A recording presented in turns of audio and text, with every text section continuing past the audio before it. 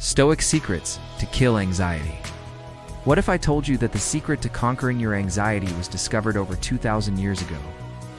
That Roman emperors, slaves, and philosophers all used the exact same mental tools to find unshakable peace in the midst of chaos.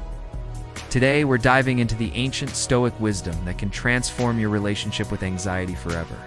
I'm talking about Stoicism, not the emotionless stereotype you might think of, but a practical philosophy that's helped millions overcome their deepest fears. From Marcus Aurelius ruling an empire while dealing with plagues and wars, to Epictetus teaching wisdom despite being born into slavery, these weren't people living easy lives.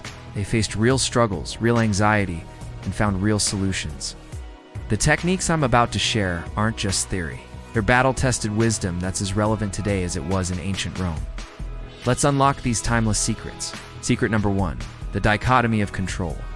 The first and most powerful Stoic secret is what Epictetus called the fundamental rule of life, distinguishing between what's up to you and what's not up to you. Here's the truth that will set you free. Anxiety almost always comes from trying to control things that are completely outside your control. You're anxious about what others think of you, about future events, about past mistakes, about things that might never happen. But here's what is under your control: your thoughts, your responses, your actions, and your values. That's it. Everything else, not your department. Marcus Aurelius wrote in his personal journal, "You have power over your mind, not outside events."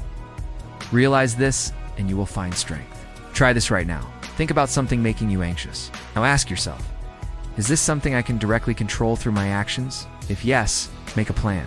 No, practice letting it go. This simple question will eliminate 80% of your anxiety. The Stoics didn't waste energy on things beyond their influence. They poured all their focus into what they could actually change. This isn't giving up. It's directing your power where it can actually make a difference.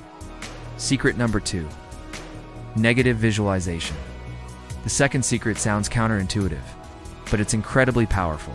Deliberately imagining loss or setbacks.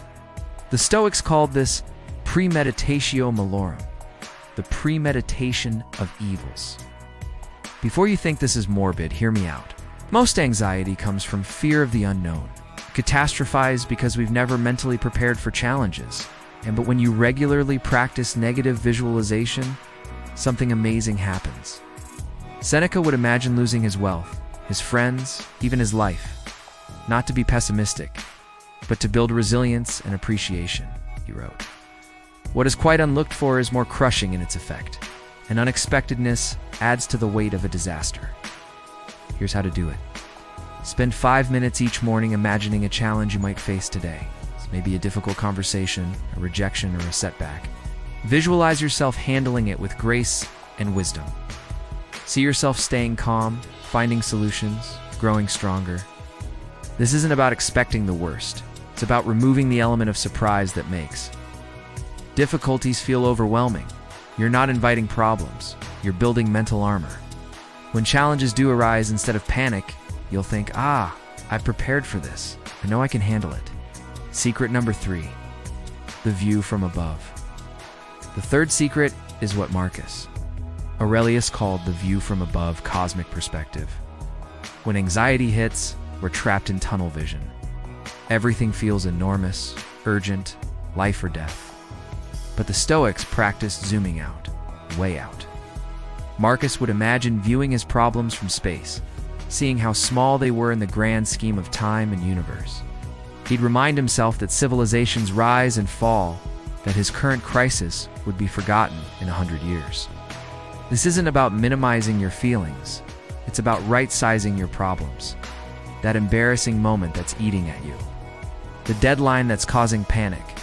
The relationship drama that feels earth-shattering. Try this exercise. Imagine it's 10 years from now. Will this current anxiety matter? Now imagine 100 years. Now 1,000. Feel your nervous system calm as you realize most of what troubles you is temporary noise. It's not permanent reality. Seneca put it perfectly. It is likely that some troubles will befall us, but it is not a present fact.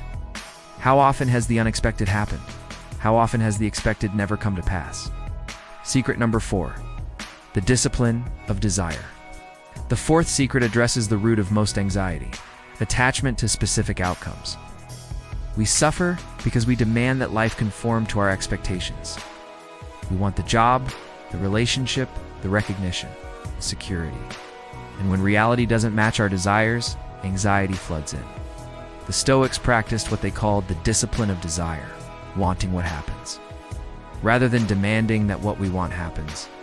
This doesn't mean becoming passive or giving up on goals. It means holding your goals lightly, doing your best work, then accepting whatever results come.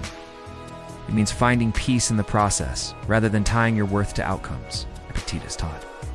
Don't demand that things happen as you wish. They will happen as they happen, and you will be happy. Practice this before any situation that's making you anxious. Set your intention to do your best, then genuinely release attachment to the specific result. You'll find yourself performing better because you're not paralyzed by fear of failure. These 4 Stoic secrets: the dichotomy of control, negative visualization, cosmic perspective, and the discipline of desire aren't just ancient philosophy. They're practical tools that have helped people find peace for over 2 millennia.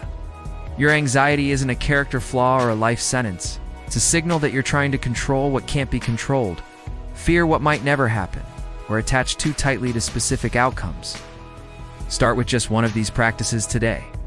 Choose the one that resonated most with you and give it a real try. Remember, this wisdom has been tested by emperors and slaves, philosophers and warriors for 2,000 years. The peace you're seeking isn't in changing the world around you. It's in changing how you respond to the world around you. And that power has always been yours. Which of these Stoic secrets will you try first?